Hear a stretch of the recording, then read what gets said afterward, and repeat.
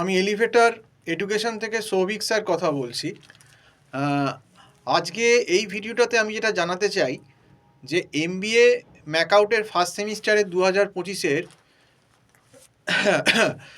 তোমার research methodology and business স্ট্যাটিস্টিক্সের পেপারটা হয়ে গেল। তো পেপারটা আমি দেখেছি এবং পেপারটা দেখে আমার যতদূর বক্তব্য, পেপারটা কিন্তু খুব সুবিধের হয়নি। কারণ পেপারটায় অনেকটাই থিওরি পার্ট দিয়েছে এবং থিওরিগুলো যেগুলো সিলেবাসের ভেতর থেকেও দিয়েছে সেগুলোও কিন্তু একটু আনকমন।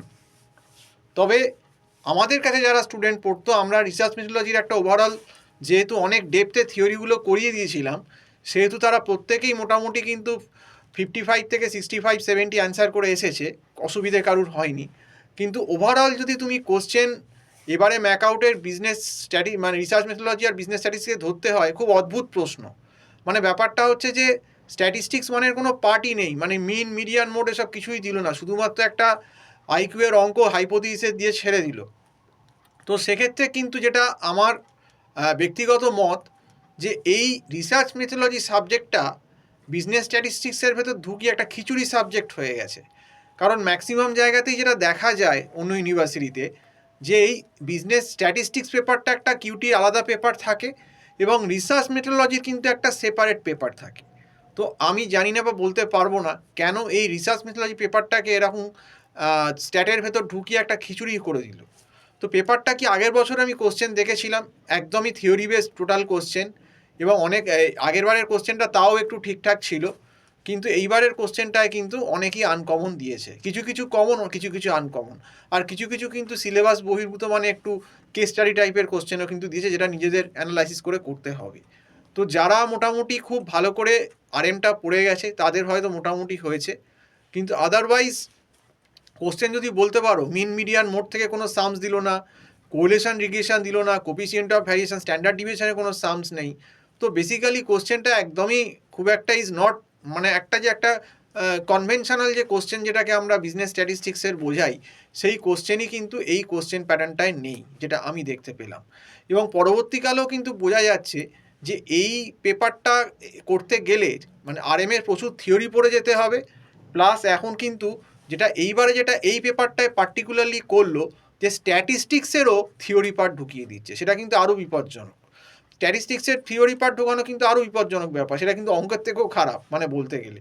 তবে কি কোশ্চেনটা যেভাবে এসেছে, যদি মোটামুটি কেউ পড়ে যায়, যারা একটু লাস্টের দিকে 3-4 মাস আগে পড়েছে, অন্তত যদি আরএমটা পড়ে যায় অ্যাটলিস্ট, আমার যেটা মনে হয় তারা অন্তত 40-45 অ্যান্সার করে দিয়ে আসতে পারবে এই কোশ্চেনে।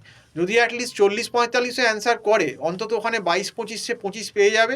আর কলেজ থেকে যদি মোটামুটি মোটামুটি তাকে মিনিমাম 20-22ও দেয়, অন্তত 5টা করে যাবে, এইটা বলতে পারি। ফেল করার চান্সটা এই পেপারে কম, যেহেতু একটু থিওরি বেসড করে দিয়েছে কোশ্চেনটা। সেক্ষেত্রে একটা অ্যাডভান্টেজ এই ছেলে মেয়েদের আছে যারা বেশি পড়াশুনো করেনি বা অঙ্ক করেনি বা স্ট্যাট করেনি, তো তাদের ক্ষেত্রে কিন্তু ব্যাপারটা অ্যাডভান্টেজ জায়গায় থাকবে এই কোশ্চেনটা অনুযায়ী। তো এইটাই হচ্ছে ব্যাপার। তবে কোশ্চেন যে করছেন, আমি জানি না কীভাবে কোশ্চেনটা সেট হচ্ছে, মানে খুবই আনকনভেনশনাল কোশ্চেন। মানে তুমি সিলেবাস দিয়েছো স্ট্যাটিস্টিক্সে, তুমি মিন মিডিয়ান মোড দিয়েছো, তুমি standard deviation, coefficient of variation, combine SD, mean deviation দিয়েছো, তুমি কোরিলেশন রিগ্রেশন দিয়েছো, র্যাঙ্ক কোরিলেশন দিয়েছো, তুমি প্রবাবিলিটি বাইনোমিয়াল পয়সও দিয়েছো, সেখান থেকে কোনো ভালো কোনো সামস নেই বা কোনো কনভেনশনাল কোনো কোশ্চেন নেই, বা হাইপোথিসিসেরও তো ভালো ভালো আরও আছে, সেখান থেকেও কোনো কোশ্চেন নেই। তো জানি না কোশ্চেনটা কীভাবে সেট করা হয়েছে, বেশিরভাগটাই থিওরি এবং আনকমন কিছু থিওরিতে ভরিয়ে দিয়েছে। যারা তাও আরএমটা ভালোভাবে একটু করে গেছে রিসার্চ মেথোডোলজির থিওরিগুলো, তারা মোটামুটি কিন্তু 50-55 অ্যান্সার করে দিতে পারবে, আমি এটা আশা করি। যারা একটু রিসার্চ মেথোডোলজির থিওরিগুলো ভালো করে পড়ে গেছে বা একটু কনসেপ্ট করে গেছে, আদারওয়াইজ কিন্তু যারা ভালো করে আরএম পড়ে যায়নি, তাদের পক্ষে কিন্তু কিন্তু এই পেপারটা চাপ হয়ে যাবে, মানে অন্তত সাপ্লি না হোক, নম্বর হয়তো খুব ভালো আসবে না, এরকমও হতে পারে। তো এই ব্যাপারটা বলেই আজকে, এই জন্যই এই ব্যাপারটা আর কি, এই আজকের 2025-এর ম্যাকআউটের আজকের তোমার research methodology and business statistics পেপারটা এইভাবেই আমি অ্যানালাইজ করলাম, যেটা কোশ্চেনটা এসেছে এর বেসিসেই।